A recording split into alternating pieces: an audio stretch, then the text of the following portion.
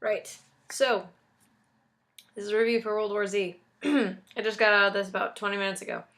I'm gonna tell you, I was nervous. Okay, let's just jump right into this. I was nervous as fuck about this movie.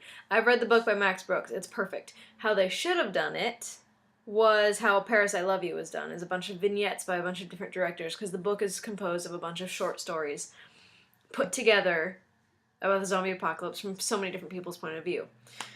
And it's a great book. And then I saw the trailer, and I was like, what are they doing? What the fuck is this? And then I saw it got rated PG-13, which made me even more scared because it's a alleged zombie movie and it's PG-13, and that can only mean bad things, really. So I went in today reluctantly, but kind of wanting to see how this is going to play out. Zombies are my favorite horror movie subgenre. I hold zombie movies very dear. And I always like to see a new one, especially a big blockbuster one instead of an indie one or just a really shitty one. So World War Z fit that.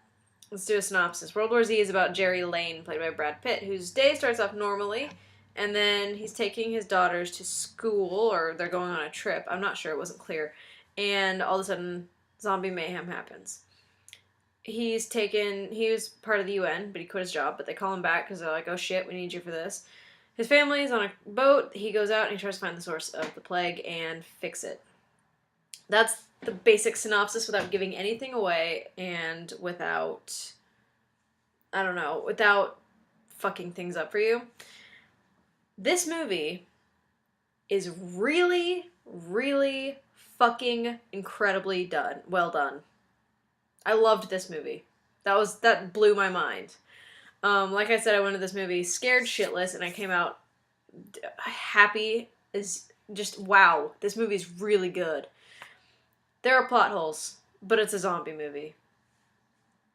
But they're not big enough that I would have an issue with, actually. I didn't find any plot holes that I was like, oh shit, that's really gonna bother me. This movie is so tight. It's so intense. It's not very gory. It's very tense. There was a scene in the last half hour of the movie, if you've seen it, that was just freaking... I haven't been that tense in a movie in a long time.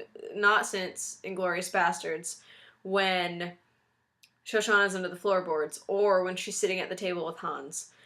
These two moments are the most tense moments I've ever had in a movie. Brad Pitt does really good. Him and I forgot the guy's name, but he's Sid's dad in Skin, so he's in The Loop. A bunch of other stuff too. He's a great actor. Those were the only two I knew. Everyone else was pretty much an unknown for me. I didn't really know anybody else in that movie, which was great. They told the story really well, especially since, despite having rumors of rewrites constantly throughout filming, this is really good. It's really tight. Damon Lindelof is one of the writers of it. There's 3 writers, so it broke that rule of more than 2 and it's shit. This is good. This is really good. The one thing is I don't think they're zombies, but apparently they are. They never explained where this virus came from. That's not a spoiler. It's just they don't. You never get a set point of where did this happen, where did it start, what's causing it. You don't get that.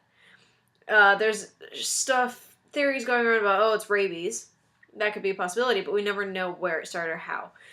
They're called zombies because apparently they're undead, but they reminded me, this whole movie in general, reminded me of a blockbuster version of 28 Days Later. It really did. It had a lot of the same elements, and it was really good, actually, because 28 Days Later is one of my all-time top 10 favorite movies of all time. It's definitely my favorite zombie movie. They're not. They're infected. So when I saw this, and they're running fast, and they're ants, and they're just fast and vicious, I kept thinking 28 Days Later, because throughout this movie, they never eat anybody. As far as we can see, whenever there's a zombie attack, this is no spoilers again, or if it is, whatever.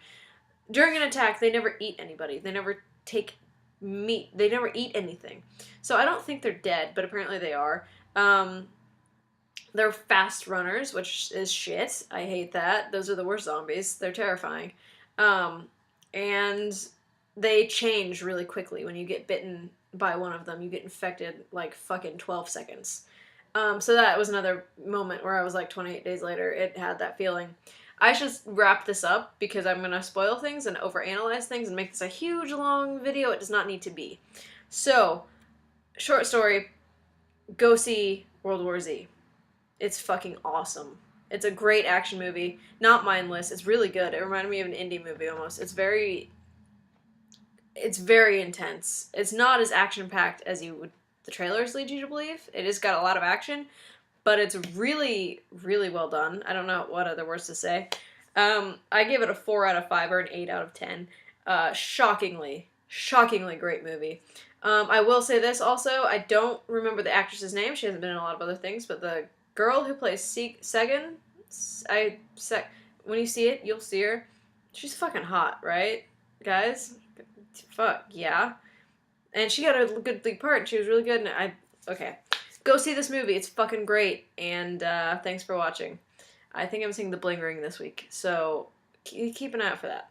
Thanks.